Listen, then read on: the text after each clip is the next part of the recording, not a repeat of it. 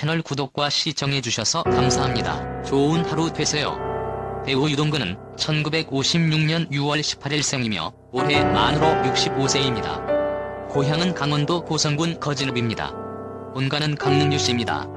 가족은 배우자 전인화, 아들 유지상, 딸 유서현이 있습니다. 혈액형은 AB형입니다. 1980년 TBC 23기 공채 탤런트로 연예계에 데뷔하게 됩니다. 소속사는 이매진 아시아입니다. 배우 전인화는 1965년 10월 27일 생이며 현재 만으로 56세입니다. 고향은 서울특별시 영등포구입니다. 키는 163cm이며 몸무게 47kg, 혈액형은 B형입니다.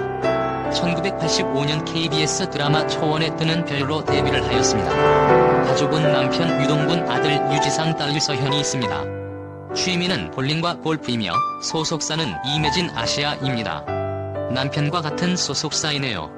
또한 김희애, 이미숙 등과 더불어 당대 CF퀸으로도 유명했는데 상당히 결혼을 일찍 했던 전인화로서는 유부녀의 핸디캡을 가지고도 그만한 성과를 올렸던 셈이죠. 전인화가 남편 유동근을 만나게 된 것은 바로 사극 조선 왕조 500년 인현왕후였습니다. 드라마는 1988년 방영되었지만 1987년부터 촬영에 들어가 당시 전인화는 거의 신인급 연기자였고 사극 출연이 처음이었습니다. 당연히 발성부터 연기력까지 문제가 있었고 선배 연기자 김을동은 당시 상당히 주목받는 연기자였던 유동근을 추천해줍니다. 말하자면 발성과 연기력에 대하여 유동근이 스승이 된 셈이죠. 전인화 관심도 없었고 내 이상형도 아니었다. 그냥 선배일 뿐이었다. 그런데 유동근은 전인화에게 호감이 있었습니다. 그래서 가르침을 빙자해서 밤마다 전화통화를 했죠. 당시 연애를 한 번도 해본 적이 없었던 전인화는 곧 유동근에게 친근함을 느끼기 시작합니다. 나이트나 디스코텍에도 가본 적 없고 미팅을 해본 적도 없다. 남편은 그야말로 첫 남자친구이자 첫사랑이었다. 남편은 늘 고민을 들어주고 수다를 들어주며 내게 정신적 지주 같은 존재가 됐다. 남편 목소리의 울림이 밤새 귀에서 자장가처럼 울리더라. 그게 사랑인 줄 몰랐는데 잠시 떨어져 있는 시간에 전화를 안 하니 이상하더라. 결국 1년 가까이 매일 전화를 했던 유동근의 방법이 제대로 먹혔던 것이죠. 그 후 다른 작품에서 다시 만나게 되었고 지방 촬영이 끝나서 먼저 집으로 가겠다는 전인화에게 유동근은 같이 가야 한다며 말렸고 그래도 전인화가 고집을 부리자 됐어 그럼 너랑은 시작도 없지만 끝도 없으라고 화를 내게 됩니다. 결국 전인화는 분노를 가장한 유동근의 프로포즈를 받아들이게 되죠. 어느 날 회식에 갔는데 취한 남편이 갑자기 뽀뽀를 하더라. 나는 이것 때문에 밤새 머리가 아팠다. 이렇게 시집을 가는 거구나란 마음이 들었다. 처음에는 억울하기도 했고 너무 이르다고 생각했었다. 하지만 지금은 너무 좋다. 그렇게 전인화는 25살이라는 어린 나이인 1989년 5월 9일 9살 연상의 유동근과 결혼식을 올립니다. 당시에는 여배우가 결혼하면 거의 은퇴하는 분위기였는데 남편 유동근의 외조와 본인의 실력으로 전인화는 경력 단절 없이 계속 배우 활동을 하게 됩니다.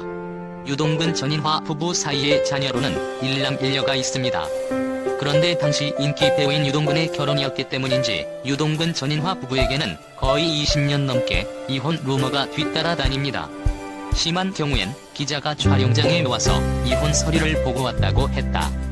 그러면 나는 그냥 쓰시라 특종인데 라고 말했다. 뻥이 굉장히 심한 기자 같네요. 아무튼 이렇게 전인화 유동근 부부들은 기자들로부터 이혼했다는 루머로 굉장히 시달립니다.